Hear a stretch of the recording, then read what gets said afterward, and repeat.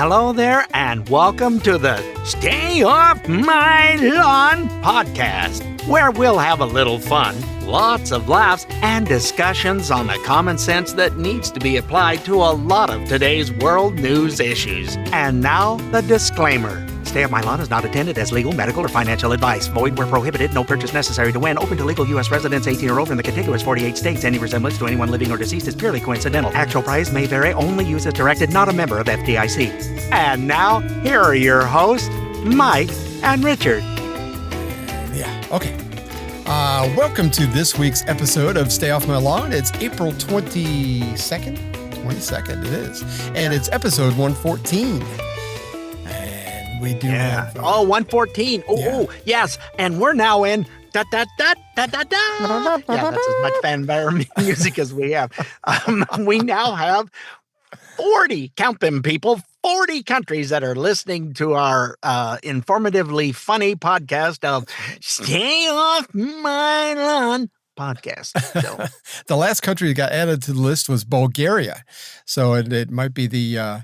I don't know. Everybody is on steroids, I guess, in the Olympic team. I don't know what. It's be good, not problem. We like listening to funny stuff. Oh. Yeah, they listen to us as they do their squats and bench presses and stuff. Oh gosh, and we kick it off that's with the women. Yes, the women. That's right. I thought that's the voice you were doing. I thought that's what that was. We kick it off with our new segment. It's time for Stupid Holidays of the Week. Today is Jelly Bean Day. I've never liked them personally. Do you like jelly beans? Yes, I love jelly beans. I just bought a whole bag of belly flops. If you don't know what those are mistakes from the Jelly Belly jelly bean company, and they're always so full of flavors. I've had a couple of them that were 4 jelly beans stuck together. Oh man! So and then you get some that gotta be good. Yeah, the flavor, you go, what is that? And I went, that's got to be buttered popcorn, because it's just kind of, that's what that is. That's what Barbara likes. Yeah. She likes the buttered popcorn. It's yellow with white spots on it. I'm thinking, I don't know. I've just never been a jelly bean. You know, some people don't like chocolate. I like chocolate. So, I mean, it's I have to put them in a little bowl and then put the bag back away. Otherwise, the bag's there. I'll be like that with M&M's. Really, my girlish figure, and it's just gone. I swear. Oh. My favorite president used to love the jelly beans. Ronald Reagan loved them, so that's good enough to set. The ones he liked was Jelly Bellies. Yeah. Yep. So it's good enough to set a day aside. We did start off the week with the 20th being Easter, or the Messiah, or Yeshua. Jesus, Mashiach is Messiah, or Yeshua in Hebrew is raised from the dead, showing that death had no power over those of us who put our faith in him. And it's funny, you know, we go to church on Sunday mornings, and then we listen to a service from California in the evenings, and both of them referenced, and I don't remember this happening for Easter previously, but they referenced Revelation 1 verse 18, where he says, Jesus talking to John said, I have the keys of death and Hades. I thought that was really cool that both of them, it just happened to be the year for that. It's very, very interesting. The keys of death and Hades. So there's nothing to worry about there. Yesterday was chocolate covered cashew day. I've never had one. That doesn't even sound good to me. No. So I mean, you know, you can have. I like cashews. I don't know that I want them chocolate covered. I'm not really big into chocolate and any kind of nuts. I don't even really care for the peanut M&Ms. I mean, I'll eat them if I have to, I guess. But I don't eat much chocolate. Period. So yeah. You're like my son. He doesn't eat much chocolate either. Tomorrow, the 23rd, is Spanish Language Day. Weirdly enough, it's also English Language Day. So we have a little gift for you. This is all free to use. This is a friend of ours on Instagram. He kind of hands out this great little tidbits. So here's that. Tus pies huelen muy mal. Okay, well, that one means your feet smell very bad. Te huele mucho la axila. That one means your armpits smell a lot. Báñate algún día. That one means take a shower sometime. A lot of body odor things going on. Eres un gran amigo. This one means you are a great friend. There you go. So you're a great friend, Richard. I so appreciate yeah. that. Back at you, bud. Thursday is National Pig in a Blanket Day. I love these things. If they're made right, man, I love pigs in a blanket. Yep. Friday is World Penguin Day. So if you see a penguin, give it a hug and a high five or whatever you do with penguins. I don't know. They don't fly, so don't throw them out a window or anything.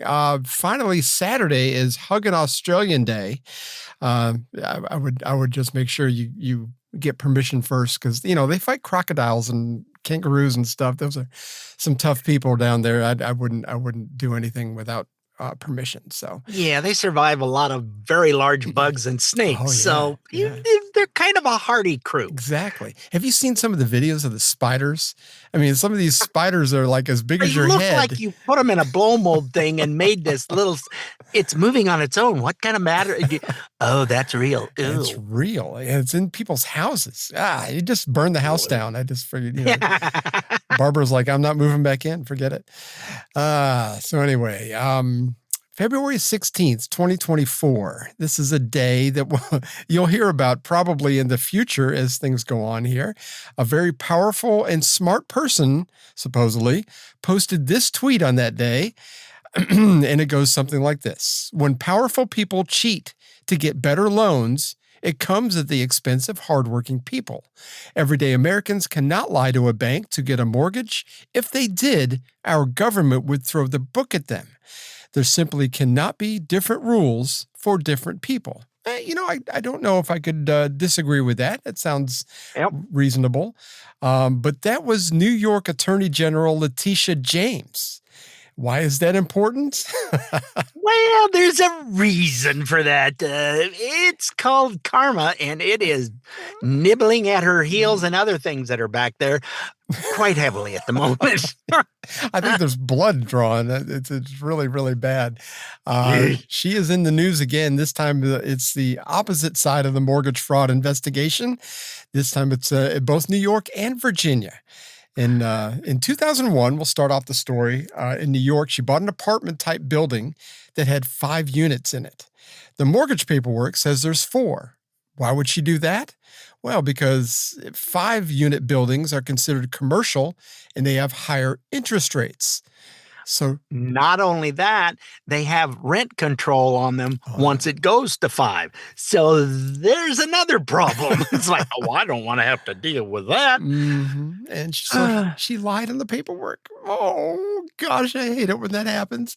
And then in Virginia, she's got a house in Virginia. Not bad for somebody who only makes $220,000 a year. 2 houses, one in New York, one in Norfolk, Virginia. Isn't that near where your daughter lives? Yes, that's near Virginia Beach, Newport News, and for the Virginia time being, Beach, they're there right. anyway. Yep. Anyway, you could stop by and visit Letitia's family, I suppose. I think that anyway. The heart of the case in Norfolk is is that she purchased this house in 2023, and she identified in the mortgage documents and on Fannie Mae, Freddie Mac, which are federal mortgage gifting things, whatever, so you can get properties that you can't afford otherwise, that this would serve as her primary residence, which by rule, New York State says the primary residence has to be in New York. She's legally required to live in New York as a statewide elected official. So it wasn't her primary residence, and it was not in New York. But other than that, that's just semantics. Well, their primary residence, the reason she would do that is that she gets a lower rate than a secondary home, of course. None of my friends have more than one house, so I mean, I had to look that up. But that's where you get all this because the white trash people that I hang out with, because that's what I am. We don't know all these rules, but that's what happens. You get a lower rate if it's your. Plus, she listed somebody on the mortgage with her, didn't she? Yeah, and to my recollection and knowledge, she has not, nor will she be ever married. However, her father's last name was the same as hers. So let's just list him as a husband. You are talking in the South. It's not in Alabama. Alabama probably nobody would have blunk an eye. And blunk is a word. I just made it up, but it's past tense of blink. But yeah, so I mean, so she listed her father as her husband because apparently she needed his income to. I don't know what other reason she needed would to have a husband to get favorable. Us poor deplorables have one home, so I don't know how that works. I don't know either. It's okay. So we'll see if this whole thing has political payback. She might just, if somebody calls her out on this, which they have already, she's already claiming that this was political payback, and eventually it's going to be racism, sexism, pick your ism. I don't know. Fingers in the jarism. Yeah. I mean, that's I don't know, stuff like that. I mean, you got caught with your hand in the cookie jar. That's been in the cookie jar more than once. Oh, apparently. Because when she sits around the house, either one, she sits around the house. But they don't. It's like, come on. Well, I was caught. Well, it's got to be their fault. Wait a minute. Yeah. You're the one who did the... And it kills me that this was similar to the things that she was blaming Trump on and got him. But convicted. It's way worse. Trump didn't do any of that. Maybe overestimating the value a little. Well, you have the lending company. They is the one who does their due diligence and goes, yeah, we're only going to loan this much on it. Okay, close enough. They were happy to loan it. He was happy to get the loan. He did stuff, took care of it, paid the loan off. They were happy to have him as another client. So there was no issue. This, on the other hand, you're filling out federal paperwork. That's a federal offense. But this is blatant fraud. I mean, she's going against the New York state laws by not having your primary residence in New York. I would imagine most states have that same kind of rule. So this shouldn't come by surprise. I think she was born and raised in Brooklyn or something. So, I mean, I don't understand. But she, so now she's up against federal charges too, the DOJ, that she was referred to the DOJ. And I'm going to be very curious how the Democratic Party treats all this. Are they going to hands off with this? Are they going to back her up like they did Biden, saying, remember with Biden, they said he's fine. He's sharp as a tack. Yeah. Not so much. Yeah. They're already kind of like hands off. I'm not hearing anything about it. I'm not hearing anything either. There's a little bit of news from different sources that we check on that's not mainstream because they're just full of mostly BS. Let's just be honest about it. Exactly. And, you see someone who actually did a speech, you saw physically the person making the speech, what they said and what they did. Then you go, which is me, I go to MSN to check, and it's like, that's not what they said at all. What the hell? What were you watching? I mean, they might report on what the person that made the speech, but then what they say he said and what it meant was nowhere in the ballpark. Not even close. And people are finding that out, that they're just, it's just straight propaganda. Yeah. But they seem to be like, oh, we don't want to touch this because there's just not just one issue. There's a whole batch of them. Yeah, again, we don't know 100% whether this paperwork is all legit, whether this actually happened. But I will say the DOJ is looking into the federal part of this. So if it turns out to be true, then I think you're right, though. I think you're going to see the Democratic Party going, I don't even know this woman.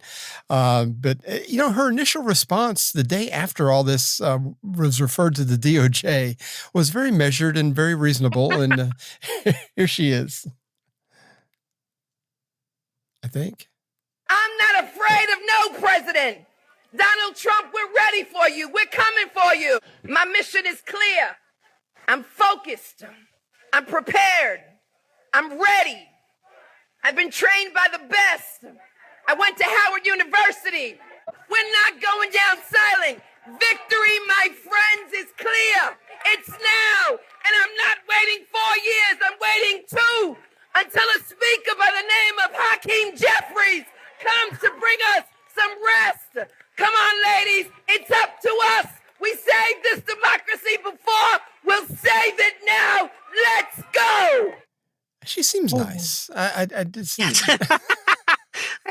and Hakeem Jeffries is going to. Are you kidding me? He's a laughing stock of the stuff that he says is like. I know. What in the hell are you talking about? He's a lot like most of we were talking about this off the air. Most of the Democrats nowadays just sound like just whack jobs. I mean, they're lost touch with reality. They have TDS so bad that they just don't have any.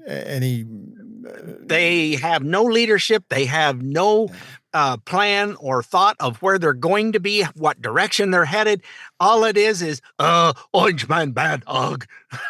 They should all have big clubs and be wearing Fred Flintstone outfits. I don't know. And you know, and this is going to feed into our next story, which is going to come up after the break, about how popular the Democrats actually are, according to polling by CNN, of all people. So. Not CNN.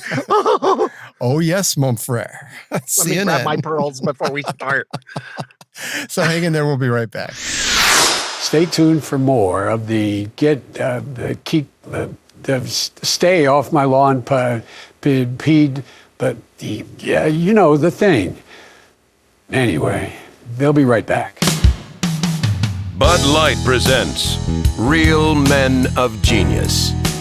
Real men of genius. Today we salute you, Mr. Edible Underwear Maker. Mr. Edible Underwear Maker. Your true genius combined two of man's favorite things, panties and food. I can taste it now. They're a snack, they're underwear, they're a snack and underwear. Brilliant. 2 treats in one. Gorgeous grape, rock my world raspberry, bodacious banana. 26 flavors. And nothing says I want you like a man with a mouthful of underpants. I want you, baby. So crack open an ice cold Bud Light, Mr. Edible Underwear Maker. Because thanks to you, when it comes to panties, extra large means extra yummy. Yummy, yummy, yummy. Bud Light Beer, Anheuser-Busch, St. Louis, Missouri.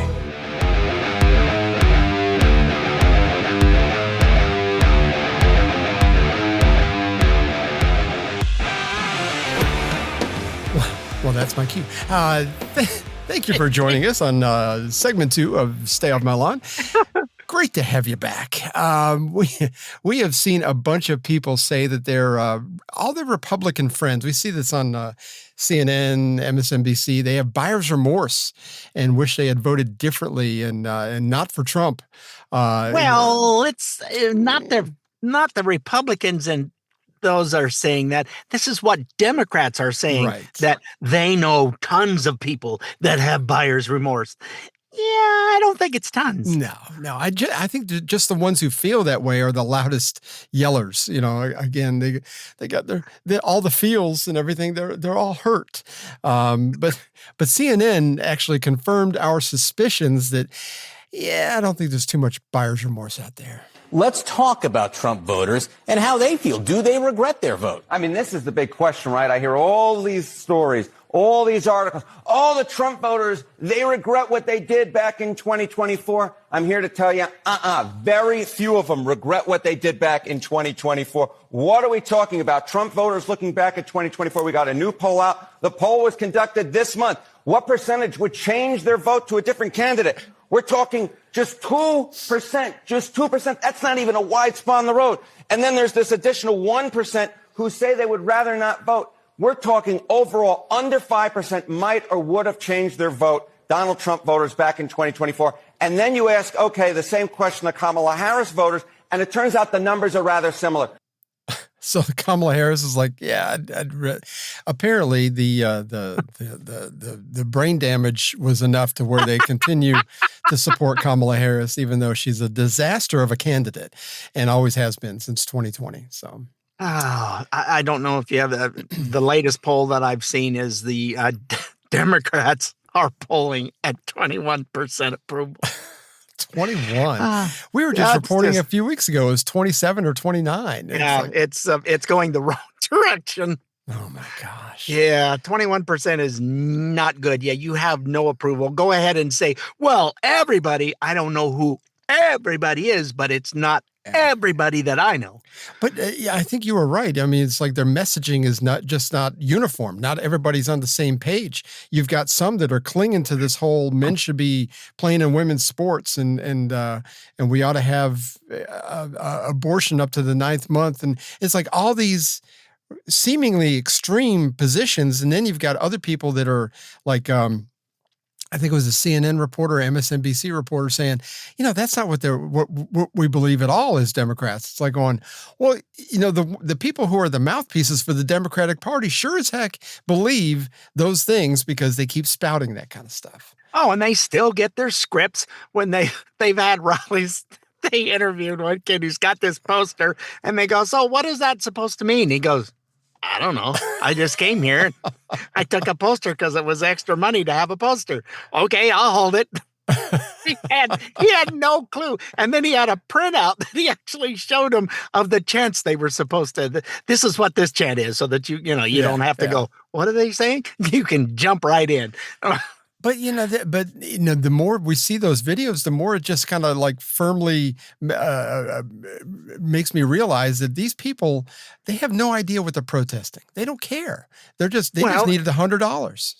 Yeah, and then you've got the supposed massive rallies of an oligarchy. We needed that clip. I didn't make that clip just because she went on a little bit long, but Kennedy from Fox News, she does a great Bernie Sanders. The oligarchy. Well, we have an oligarchy here, and then when Bernie does it, the oligarchy, that you gotta do stuff that's not white for the oligarchy, and most of the Democrats are going, well, and most people go, what is, huh? Oh, okay, yeah, we're against that. Whatever it means. They have no clue. Yeah. And his rallies that he has, 90% of them, 85 to 90% are all paid to be there. They had one that they said was 35,000. It was closer to 25,000, but I'll give them that. But of the 25,000, there were so many of them that have been to 9 or more rallies travel around that were all paid for. And they're finding out that they're paid to be there. You've got to. But I had thing with the protesters. What was that one we were talking about? They were protesting. Oh, it was at a Tesla deal in Dallas, and it was like the noon bell rang, and they all went, "Okay, gone. We're done for the day." All of a sudden, packed up, and they were gone. Well, the $100 runs out. I mean, you can't spend all day out there. For goodness sake, I got to go eat lunch. So it's just really. Actually, we have a clip of one of those rallies, and I think it was in Berkeley, California, one of the Bernie Sanders rallies. Later on in the show, they interview somebody that's out there, and they seem earnest. They're just uninformed. They have no idea what their position is. Unfortunately, they stopped in my state too, just down the road, about 20 miles from me. And it was a huge rally. Yeah, there was somewhere between 10 and 12,000, maybe. Oh man. That still seems that they're spending a lot of money. If they're paying, a lot of those people, that's a lot of money to be shoveling out. And, they have the majority of billionaires on their side. Oh, I know. They keep talking about the oligarchy and what's going on the Republican side, but don't you have a lot of, don't turn that page. You don't need to see that. You don't need to know about it. It's okay. Don't worry about it. We're telling you what's true. We've cornered the market. You're not. We've cornered the market on the oligarchy. It's like 15 to 1 or something. It's just unbelievable how far off base they are trying to say that, the oligarchy, you gotta go. And anyway. Yeah, that is the word of the month, it seems like. And poor Bernie, I don't think he knows too many words, and so he has that word a lot. Well, him and talking about oligarchy, and he's got 3 multi-million-dollar homes. I know. How did you get that on $175,000 a year? He certainly didn't have it before he took office, and now he's making $100. Yeah, no. Yeah. Okay. It's funny how that happens, and Republicans are no better. So I mean, I'm not gonna blame just the Democrats, but yeah, we got a little bit of corruption in the oligarchy. Yeah, a little bit. Wow, talk about an understatement. Holy crap. I'm very understated today, so. Oh my gosh. Well, El Salvadorian citizen Kimar Abrego-Garcia continues to be in the news. He is a Maryland man, and we'll have more on that. There are so many facts to unpack in this case, and I was working on trying to kind of make it make sense, and have it in good chronological order. But our friend Liz Wheeler, who has a great podcast, and you should give her a listen once in a while, she gives a nice overview of. So I just didn't even try to improve on it. So here is Liz Wheeler explaining the whole Maryland man thing. Hey, a couple of important points that the mainstream media is not telling you about this so-called Maryland dad who was deported to El Salvador. First of all, he's not a Maryland dad. He's an illegal alien. He's not a citizen of the United States. He is a foreign national, a citizen of El Salvador. He crossed our border illegally in 2012. He was picked up by law enforcement in 2019 because he was loitering outside of a Home Depot with MS-13 gang members. And according to the Department of Justice at the time, Kimar Abrego-Garcia was also dressed in MS-13 gang wear, a Chicago Bulls hat and a hoodie that indicated he was an MS-13 gang member in good standing. Now, Garcia didn't apply for asylum when he first crossed our border illegally, even though the law states you have to apply for asylum within the first year of your arrival. He didn't apply for asylum until 7 years later, conveniently, right after law enforcement picked him up and realized that he was an illegal alien and put him in for deportation. Additionally, Abrego-Garcia's asylum claim was actually denied. He claimed that his life was threatened by the 18th Street gang who was threatening his mother's pupusa business. He said they also threatened his life. The only evidence of this was affidavits from his family. A judge found this to be not credible, but said, don't deport him to El Salvador. The U.S. government's free to deport him to any other country all around the world. That became moot. He was deported to El Salvador because the current president of El Salvador decimated the 18th Street gang. They are no longer a threat if they ever were, which I doubt. And then today, the Department of Justice announces that Abrego-Garcia was suspected of human trafficking. In fact, he had an encounter with law enforcement in which he was suspected of trafficking the people in his car at the time, and yet the Biden administration ordered him to be released. This on top of the allegations coming from his wife, who says that Abrego-Garcia beat her, that he hit her with his work boots. He punched her in the eye, gave her a black eye. He scratched her until she bled. And yet Democratic senators like Senator Cory Booker from New Jersey and Senator Chris Van Hollen of Maryland are traveling to El Salvador to visit Kimar Abrego-Garcia in prison. You have to ask yourself, why? Why are these Democrat senators visiting an MS-13 gang member who was rightfully deported from our country after he crossed our border illegally? Why are they visiting him instead of the family of Rachel Morin, a constituent of Chris Van Hollen, who was brutally murdered and raped by an illegal alien who shouldn't have been here in the first place? The point of this whole saga is Abrego-Garcia is an illegal alien. He has no right to be here. He is a foreign national, a citizen of El Salvador, and we have every right to deport him if he broke our law by illegally entering our country, which he did. Again, I don't believe illegal aliens are afforded constitutional protections like due process. They have no American rights. I'm sorry. That's not how it works, people. Yeah, he was pulled over for speeding in a car that wasn't his with 5 other people in the car that all had his address. And there was no luggage. And supposedly they'd been driving for 3 days from Texas.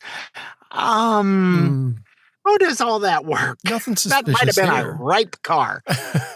That's not suspicious at all. I don't understand. No.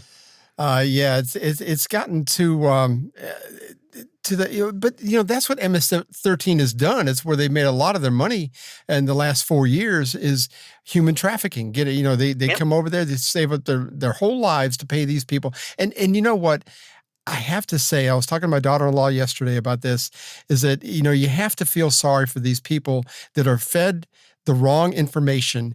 And, as long as you just make it to America, you're going to be just fine. So you pay us all this money. We'll make sure you get there. Once you cross the border, you're good to go. And then they cross the border and they get sold into sex trafficking. They get sold into some kind of slavery sometimes, or they're just kind of left out. And now, especially with the administration has taken border control seriously, they're just getting turned around and sent right back. So not only have they wasted all this money and their time, now they're left with nothing, and they're going back to a country that they're starting all over again with less than what they started with. And you know what they terrible. need to do? They need to watch that old cartoon movie, 5-0 Goes West. There are no gatos in America. And it turns out there's plenty of them. They were lied to. But the thing is, Who would tell them these things? And sometimes these countries, they don't have the internet service like we have. They don't have their $1,000 phones in all their pockets. It's like they don't have the access to the information maybe in some of these third world countries like what we would. So for them not to understand how it works once you get here, I can't blame them. Not necessarily. But anyway, MSNBC host Simone Sanders was talking with Maryland Congressman Glenn Ivey the other day about this case. You're not going to believe what they had to say. Here it is. I've been talking about this all week, but Janae Nelson of the NAACP Legal Defense Fund, she penned an op-ed in The Nation this week. And her op-ed talked about that we think that democracies are... the way they die is dramatically through these wars and blood is shed, and it's cinematic in a sense. But really, the realistic way in which democracies die is that it's dismantled brick by brick, piece by piece. And she says that what we are seeing now with the lawlessness from this administration are really the canaries in the coal mine gasping for air. I'm paraphrasing here. But to me, that is why Kimar Abrego-Garcia's specific case, the case of the gentleman who's a makeup artist out of California who was also sent to that prison. That is why the 75% of the folks who have been sent, the men who have been sent there that don't have criminal records, that is why this is so important. Because if they could do it to them, if they could snatch students off the street without any pushback or recourse, they will do it to any of us. To be very clear, it's going to be the people of color and vulnerable communities that are next in line. I think that's right. And that's certainly part of why the African-American community is so strongly behind the supporting Kimar. Yeah, we're like, we are not for this. Yeah, because as you just said, if they're going to whisk them away, what are they going to do with us? Okay, let's break this down. If you are an American citizen, there is 0% chance that somebody's going to come by and sweep you up and send you to another country. 0. I don't care how much melanin you have in your skin. They are not going to do that to you. Oh my God! Again, fear mongering. We keep. That's all the Democrats have. Between that and fear mongering, you're going to lose all of your Social Security, and the poor seniors have been inundating Social Security because I can't afford to lose my. Stop it! Just stop it. They don't know how. That's all they have. That's it. And when it comes from AARP, that's the worst. Absolutely. And that's where we get the Medicare supplement that we have for my wife. So it's like, so we get the magazine every month too, and I hate it.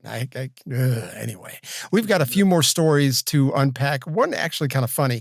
When we come back after this break, more about this story with Abrego-Garcia. So hang in there. We'll be right back.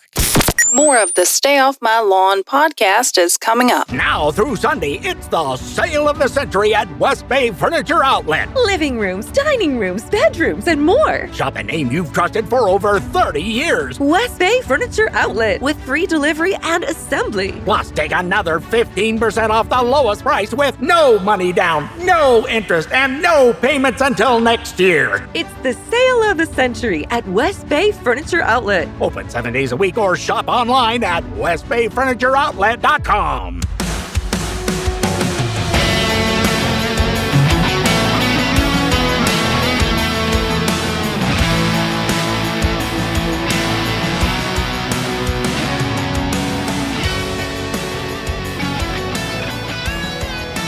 All right, welcome back to Stay Off My Lawn, segment 3. Is down. Okay. Wow, we're all the way down to 3, and we're gonna. Yeah, segment 3, we're going to finish up segment 2 because there's just too much stuff on this Maryland man. the Maryland man. Let's do the Maryland man thing before we go do any more.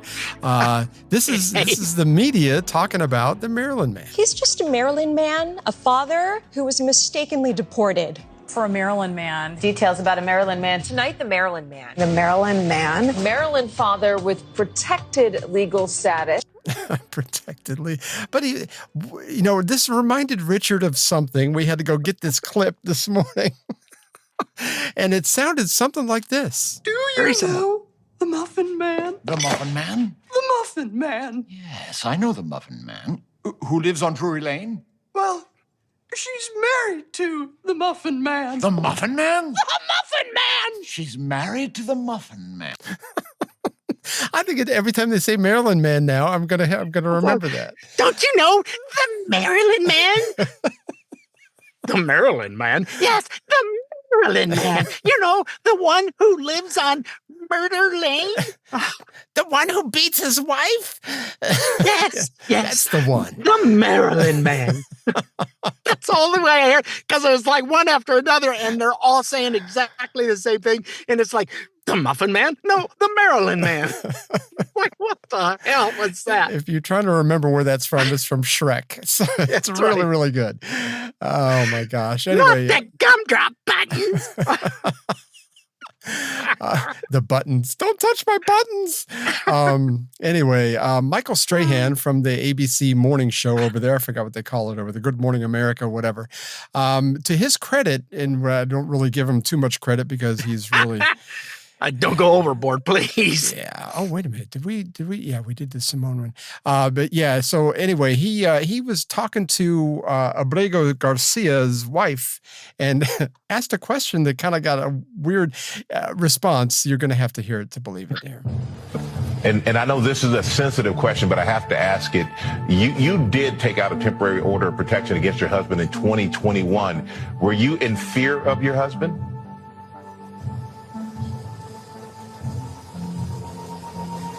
Husband is alive. That's all I can say. Okay. And I'm not going to push on that, apparently. But he's alive. It's like a hostage situation. I was expecting her to hold up a newspaper with today's date on it or something. It's like, so I'm supposed to say what? Well, he's alive. Exactly. It took forever to just say that. That wasn't the question. It was horrible. It's like, really? They have given her money, and I'm sure she probably needs some, but it's like, good Lord, you'll sell your soul for a nickel. Jeeminis. It is incredible. And this whole thing, the media has clung onto this, and the Democrats have clung onto this story, and they're trying to make him sound like he's some kind of just straight-laced American guy that lives in Maryland. Goodness gracious, he's anything but. I mean, look. And it's my understanding, and I've heard some of the stuff about it, that the only way you can get a tattoo and be in the MS-13 is if you have actually done someone in. Yeah. So, but this is he's just a Maryland man. He lives on Drury Lane or Murder Lane. Yeah. The mainstream media has got their marching orders, apparently, almost demanding that you look at this shiny thing over here. And instead of actually covering the news as a whole, it seems that this Kimar Abrego-Garcia is 24/7 on the news networks and everything. But there is another story in Maryland right now. Trace Gallagher explained that one. If there is any question about which side CNN and MSNBC are on, just rewind the DVR to late yesterday afternoon and scroll through to see what both networks were covering. Because just before 5 p.m. Eastern time, Patty Morin was speaking live at the White House about her daughter Rachel Morin, who was raped and murdered by an illegal immigrant. Patty Morin also talked about how shameful it was that her senator, Democrat Chris Van Hollen, ignored the story of her daughter being killed by an illegal immigrant and instead flew to El Salvador to win the release of another illegal immigrant, Kimar Abrego-Garcia, accused of being an MS-13 gang member who repeatedly beat his wife. But CNN and MSNBC didn't want to hear Patty Morin's heartrending narrative. They didn't want to hear about Senator Van Hollen's negative narrative because they had already adopted their own negative narrative, which is that Trump wrongfully deported a Maryland father. And when you start talking about moms that are murdered and wives that are beaten, boy, it just muddies up the message. So instead of having to lie, you simply omit, you take it out. You know, they're speaking. This media is talking to these white liberals is what it is, because everybody I know that has been that is an immigrant in some way, shape, or form. I mean, like all the nurses and everything that I had when I spent my almost 3 weeks in the hospital. Almost everybody was from somewhere else. They were from Jamaica. They were from the Caribbean. There was one from the former Yugoslavia. I mean, we had people from all over the place. It's Atlanta. It's a big melting pot. But it's like all those people, you know what they really had in common was that they loved America and they came in through the front door. Everybody that I know that are first, second, third generation immigrants, they all feel that way. They all are pretty conservative. They love America. They think that this is their new home. It has nothing to do with, it's nothing like coming in illegally and saying, "Hey, I've been here 7 years. What are you doing?" It doesn't matter how long you've been here. Yeah, it's and the garbage that they're doing. And also, I think it was yesterday that the gentleman who killed that mom of 5, who did him in, however you would have to say those things, was sentenced yesterday. Yeah. I didn't hear what the sentence was, I didn't either. but that wasn't covered by anybody. No. You have to go dig for it to find it somewhere. Well, because they're so focused on this Maryland man. Well, they don't want you to know about the bad stuff. No. Well, the no. Maryland man? You know the Maryland man? Again, they've had their marching orders, so I mean they have to do. Oh, what they have to they're all do. given the same script. What do you think we have?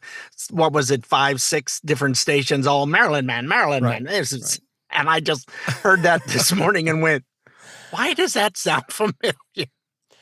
It just kills me. Oh, man, this to propaganda stuff gets old. Anyway. To kind of like, if somebody, at least around here, if somebody breaks into your house and demands that they're allowed to stay, at least around here, you're going to end up with a hole in your chest. I mean, it's just the way it works. And I would imagine most red states are similar. And like I've said before, I don't lock the front door because I hate the people outside. I lock the front door because I love the people inside. And so we are painted as kind of heartless because we have such a hard line with. To me, there's a big, thick black line between right and wrong. And when you do something to break the law to get here, even if you do it out of ignorance, I'm sorry, but you got to go back and you're going to have to do it the right way. How many times have you had to do that in school? I mean, you've written a paper and they hand it back to you. It's like, you turned it in early, so you've got a chance to do it again. This is not what we wanted. We want you to do it again. So it's like, unfortunately, coming into the country is the same way. I don't care what you've been told. That's not true. You're going to have to go back and do it again. And, I just think that us being painted as heartless is not accurate. It's not about that. It's just about the rule of law. Well, we're a country of immigrants. The right way we are. Sure. Everybody else, why do you think that the Statue of Liberty was put where it was? You had to go through Ellis Island and you had to sign the papers, blah, blah, blah, and all the stuff just to get into the country through the front door. Right. Not north and south borders just wander across with however many illicit things you have in your backpack. Up until about 20 years ago, most European countries were the same way. You couldn't just walk in. Of course, once the Syrian refugees made their diaspora across Europe, only a handful of countries said, "No, we're not taking in people like this." And the reason they went through to Europe is because no Arab countries wanted them. There's Arabia, a reason they weren't wanted Egypt. elsewhere. No, not good people. Just like the people in Gaza, nobody wants them either. And it's like, I'm sure there's some good people in there, but I mean, whatever. Anyway, they wheeled old Uncle Joe out the other day. I just see him on a hand cart. Okay, set it up, and here your hand goes on this side and this side. We're gonna remove the The hand cart now. Okay, you can speak. Weekend at Joey's. He's got his aviators on and bong, bong. You wouldn't feel a thing. he got a little off track as usual, but here's what? No. Here's the painful speech how it went. I remember pulling into the parking lot, and I had never seen hardly any black people in Scranton at the time I was only going in the 4th grade. And I remember seeing the kids going by at the time called colored kids on a bus going by. They never turned right to go to Claymont High School. I wondered why. Asked my mom, why? So in Delaware, they're not allowed to go to school, in public school, with white kids, honey. That sparked my sense of outrage as a kid, just like it does. It's serious. And these young kids right here can tell you things affect them when they learn about something that's really just unfair and unjust. As old as he is, 4th grade had to be like in the 50s. The 4th grade for me was only in the early 70s. I don't remember early 70s. How in the world do you remember anything like that? I don't remember anything from the 4th grade. I barely remember anything from the 4th grade. And then, of course, they're not going to have anything about him speaking about, well, I don't want my kids to go to that school with those people, because that was said on the flippin' Senate floor. Yeah, I know. Jeez. Yeah. You don't need to hear that. La, la, la, la. And some of the things he said, I won't even repeat because they were terrible. Oh, just horrible. But, he remembers that when he was in the 4th grade, I swear it was, go stick in your ear. Oh, my gosh. And what a crock of flushable sewage. Exactly. I don't know the demographics of Scranton, Pennsylvania, even back then. But I mean, I don't know. I just find all that hard to believe, all that whole story. But of course, all of his stories are kind of hard to believe sometimes. It's like, and didn't he say not propaganda at all, are they? Didn't he mix up the state he was into? And maybe I misunderstood what he was saying, but he said something about, well, people in Maryland can't, or Delaware can't go to the same schools. Like going, I thought you were in Scranton. When did you go to Delaware to see him go? What? It was like a typical Biden speech that's, and he wants $300,000 to say that stuff somewhere else. I mean, he has no takers. He has no schedule to make really anymore. I wouldn't give him $300 to. I'd pay him $300 to speak just so I get some more clips, because I really enjoy those clips. Uncle Joe's wisdom of the week. I do miss that segment of our podcast. It's a little early, but we're going to go to break. When we come back, we're going to talk a little bit about the media and feeding us propaganda. And there's a little bit of a twist to this story this week. So hang in there. We will be right back. The Stay Off My Lawn podcast is recorded before a live studio audience. Hi, Grandma. Can Nina come over for dinner? Sure. I've been meaning to ask you, what would happen if someone offered you a drink? Grandma? If anyone ever does, I want you to say, no, I have too much respect for my family and I don't want to get in trouble. I promise, Grandma. They really do hear you. For tips on what to say, visit underagedrinking.samhsa.gov. That's underagedrinking.samhsa.gov. This message brought to you by SAMHSA and this station.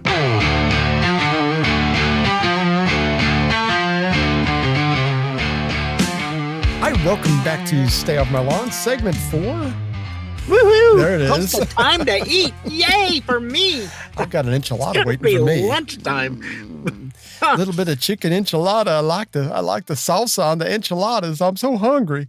Anyway, if you think that the media is feeding you propaganda and influencing how you feel about certain politicians or political parties, or news events, I think you're right on. I do think that does happen.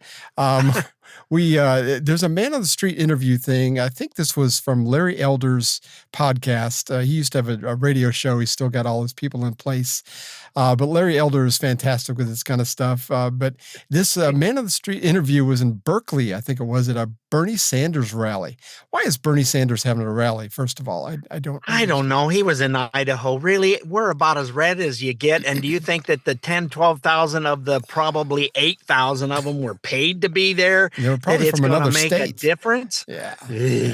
Anyway, they talked to this seemingly reasonable older couple, somebody about our age, I would imagine. But when you dig down, there's no depth. So here's how that interview went. What brought you out here today to the Bernie Sanders rally? I don't like what's going on in our country right now. I'm just kind of disgusted by it. We have a daughter that is Peruvian and Mexican. She's also bisexual, and she's also Muslim. First of all, I got to stop you right there. We'll pick this up in a second. Can you cover all the bases at once? But bisexual and Muslim, really? Yeah, go over there to a Middle East country and tell them that, and we'll put a timer on to see how long you last. Give me a break. Peruvian and Mexican, that's fine. I guess she's adopted or something, because these two people are as white as snow. But anyway, here's how we'll continue. You know, she's in a lot of marginalized communities, and we just want her to feel safe in this world, along with her husband. What are you most concerned about with your daughter? Her safety and his safety as well. He's actually Pakistani, so, you know, that's very scary for us. You know, we just want him to be safe. What's the biggest risk? Oh, gosh. What would you say, Dan? Well, I'll let you speak to that. I don't know. I don't really care for the language that's being spoken right now in the country. And from top down, they just think that they can discard people. Can you give any examples of specific language? Yes. We're waiting. Let me think about that. So many things, I don't even know where to start. I would say, oh gosh, Dan, help. We need the Jeopardy music. Negative, just everything's negative. And we come from a place of always helping underprivileged, or, you know, we want everybody to be as equal as we can be in this country. I mean, that was the intent right from the start, and it's just veered very far away from that. Yeah. What's changed over the last couple months post-Biden administration for you guys? Oh, gosh. Once again, where do we start? Okay, you go for this one. I got nothing here. List of things I can't think of right now. Do you want to see AOC run in 2028? Personally, I do, but I think what we need is somebody that, this country isn't ready to elect a woman. They're just not. So I don't think that's the best candidate to put forward. I think she's a great voice for us, especially as women, and for people that are, I don't want to say underprivileged. That sounds awful. I'm trying to find the word. Oh gosh, marginalized people. Yeah, and I know that being a white person, I have that privilege, and so that makes me all the more want to help others. You know, because I can. That sounds terrible, but it all sounded terrible. That wasn't the only thing, lady, that sounded terrible. It's like you have no specifics because you're not hearing any specifics on any of the news stuff, any of the information that's out there. There is no specifics. It's all just rhetoric, BS. You're told how to feel and how to think. Yep. You're told what to think. You're not told how to think. And these people are old enough to know better. That's what gets me. These people are in their 60s. Easy. I just don't. And not ready for a female president? Is that why AOC is unelectable? We're not ready for a maroon is what we're not ready for. Well, give me a break. The thing is that the two that ran, Hillary was, I believe there's a lot of evil in Hillary. I'm sorry. That's just the way it is. And Kamala, I mean, you couldn't get a much more unpopular candidate for president, and she still ended up with a lot of votes. I mean, so I think that as long as we get the right woman, I don't see, just like the right man, you get a good candidate out there. This country's plenty ready for a woman president. to me, that's misogynistic. If you want to find misogyny and racism and everything, you look right at the Democratic Party because they see nothing but sex and race and yes, but she could tell what she was about to say. Well, that sounds terrible. Yeah. Marginalized. What she started to say was for the blacks and the left. Of course. Yeah, they're the ones because they're just too damn stupid to understand what's going on. And it's like, really, do you still want people to know that's how you feel? That's about as racist as it comes. Absolutely. People. That's the underlying implication of everything she said there towards the end. Absolutely. Yep. Oh my gosh. It sounds terrible to say, but I'm going to say it anyway, but in a nice way. It's like, what the hell? It didn't come out nice anyway. So you failed, lady. Oy vey. So anyway, that's nothing new. It's a clip of a peek into the communist playbook from the late 1940s for us to kind of understand this whole propaganda thing. In 1943, the following directive was issued from party headquarters to all communists in the United States. It read, "When certain obstructionists become too irritating, label them after suitable buildups as fascist or Nazi or anti-Semitic, and use the prestige of anti-fascist and tolerance organizations to discredit them. In the public mind, constantly associate those who oppose us with those names which already have a bad smell. The association will, after enough repetition, become fact in the public mind." After enough repetition, that is propaganda 101. Yep. Say a lie, make it big, and then repeat it over and over, and people go, well, that can't be a lie. It must be true. I keep hearing it everywhere. Yep. That's the reason you're hearing it everywhere. And Saul Alinsky wrote that book in 1971, The Rules for Radicals, something that actually Hillary has quoted before when she was running in 2016. It said the same kind of things. Like, you just call them out on things that you're guilty of. And anyway, it's really, it's to say you don't have any substance, so you call them names. It's like a playground in second grade. I mean, yep. Anyway. Yeah, Mama wears army boots. I don't know, something like that. I guess. Mean, she had to just to keep the smell down. I mean, the media and some politicians have also been extremely successful at inspiring hatred towards Elon Musk, of course. I mean, it seems like the only thing that's taken over the hatred for him is the hatred for Trump by exporting the Maryland man. Because, all he's doing is digging into government programs to get rid of fraud and waste. I've still not understood why that's such a bad thing, and no one's been able to explain that to us very well. When you got 6 million plus people that are receiving Social Security and they're over 120 years old, something ain't right, and folks. And all their slush funds of the Democrats, especially USAID, is another one.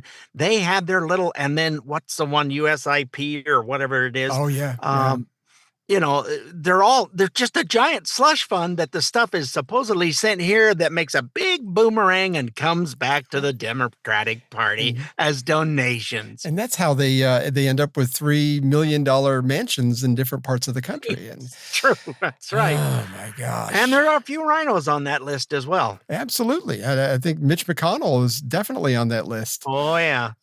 So I mean, thankfully he's on his way out. So but anyway, Senator Kennedy, our favorite senator of all time, for sure, had something to say about this whole hatred towards Elon Musk, and it was worth repeating. Here it is. For 4 years under President Biden, and for 8 years under President Obama, and I respect both of them. I don't hate anybody. I don't. When I say my prayers at night, one of the things I ask God, don't let me hate, because it's hard in Washington. Don't let me hate. I have all the respect in the world for President Biden and President Obama. Tough job. But between them, they spent 12 years in Washington. And presidents set the tone. They control the questions that are asked. And here's the question that President Obama and President Biden asked for 8 years. I heard it for 12 years. I heard it every single day. Who needs to pay more in taxes? Is it you? Is it you? Who needs to pay more in taxes? We need more money. Who needs to pony up more? That was the issue. But that's not the issue today. We have a new president. You know what the issue is today? What the hell happened to all the money what the hell happened to all the money? And that's what Mr. Musk is finding out. That's all this is about. And I'm just shocked that my colleagues have decided that this is a hill they're going to die on. How can you look the American people in the eye and support this kind of waste? Support this kind of spending porn? I mean, the election to me made at least one thing clear, that the American people are sick and tired of people in Washington denying reality. The last administration tried to convince us that we were living in a crime-free world where inflation was temporary and the border was secure. And the American people didn't buy it. You know why? Because it wasn't true. And the administration, our last administration, tried to argue that Bidenomics was making our lives better. But the American people knew differently. Absolutely, because we all live it. So propaganda. It's like, you can tell me, the economy's getting better. Well, it's not. Eggs are now over $6 a gallon. $6. Well, if you crack them all out, I guess you can turn them into liquid. That's a lot of cracking. It's, if things kept going up and gas around where I'm at is, it's starting to go down a little, but there's different areas with different stuff. We have out here what's called a changeover, and it's about this time of year where they go from winter grade gas so that it won't freeze up and stuff to summer grade, and it's always spendy right in that little time before that goes all the way over to summer grade gas, which is where we're at. Yeah, I spent $2.79 the other day. It's going down, but very slowly. Well, let's see, that's a lot lower than we are at. Out where I live currently, it's $3.35. Oh, okay. Well, it's still better than it was at the peak of the Biden administration. Yeah, 5 something. It's like, holy crap, I know these. Yeah, but I like the way he brought that up. Is like, the propaganda hits a brick wall when your reality in that you live life day to day, that the economy is not great, that the gas prices keep going up, and just like you said, the price of eggs. I mean, all these things. There was too much evidence to the contrary of what they were telling us, and the propaganda. Yeah, and I think that's what brought a lot of Democrats over to the Republican side. Is they're going, no, it's not. Yeah. I have never paid out this much. My credit card is almost maxed out just so that we can have food on the table. Sure. And it's like, you keep taxing somebody. It's not a matter of we have too little taxes. It's we have too much spending going to stupid stuff. Almost everything with USAID was a pile of garbage. Absolutely. I think it was like 97% of it is just gone because it was over stupid things. But again, I think that even the Democrats with the functioning brain would not eat up this propaganda like they had in the past. And they're going, they've all went, wait a minute. Yeah, this something don't add up. So anyway. Okay. We need a palate cleanser. Oh, Lord, yes, we need one. This is the rest of the story, and I guess we'll kind of have we'll leave it to say that you got to draw the line somewhere. So here it is. Now, the rest of the story. By 1763, it had been pretty well established in the American colonies. Maryland belonged to the Calvert family and Pennsylvania to the Penn family. However, the common border of those two colonies had never been established to the satisfaction of both, and the mutual uncertainty was anything but friendly. For the past 80 years, there had been continual bickering and occasional angry outbursts from the residents on either side of the disputed boundary. Now, at 1763, the mounting threat of open warfare inspired the Calverts and the Penns to seek a peaceful solution. So they hired a couple of surveyors, 2 young fellows named Charles and Jeremiah. Both of them were experts. Both were impartial. It was agreed that the boundary they determined would be accepted unequivocally by both Maryland and Pennsylvania. And so it was that one of the hottest colonial issues of the 1760s would be decided by Charles and Jeremiah. What they got for their trouble is the rest of the story. In January 1764, the mission to determine the border of Maryland and Pennsylvania began. Charles and Jeremiah, the 2 young surveyors, took with them their delicate instruments and a team of axemen to clear a path through the wilderness. Over the first 10.5 miles, they corrected a mere 26 inches of error in the earlier surveys. Yet through the relentless tedium, they projected themselves to the completion of their task and to the honor which surely awaited them as arbiters of a frequently bloody 80-year border battle. Slugging their way through the rottenest of weather, they stopped only at night, and even then they worked using the stars to check and recheck their line. Winter gave way to spring and spring to summer. The caravan of 3 covered wagons pressed ever westward. Each mile a permanently, precisely placed stone marker, M for Maryland on one side, P for Pennsylvania on the other. Each mile, each measurement painstakingly logged in their journal. And still Charles and Jeremiah cheered themselves with their prospects of future glory as peacemakers, for their deed, indeed, would end forever the armed confrontations along that indefinite colonial boundary.